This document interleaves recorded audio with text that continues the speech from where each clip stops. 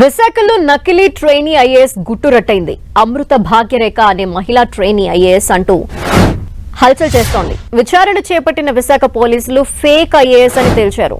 ఆమె కోసం గాలింపు చేపట్టారు. అయితే భాగ్యరేఖ విశాఖ నుంచి విజయనగరం పారిపోయినట్టు గుర్తించారు. డీసీపీ ఆధ్వర్యంలో గాలిస్తున్నారు.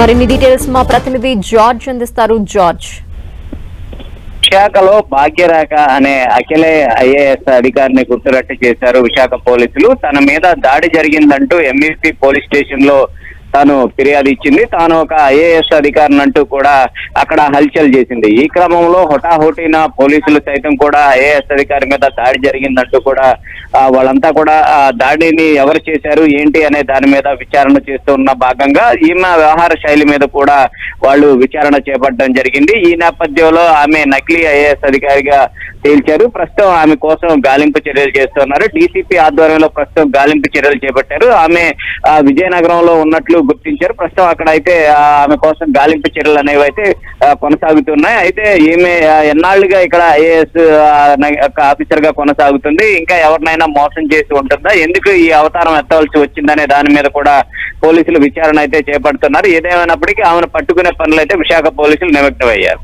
Okay, thank you George.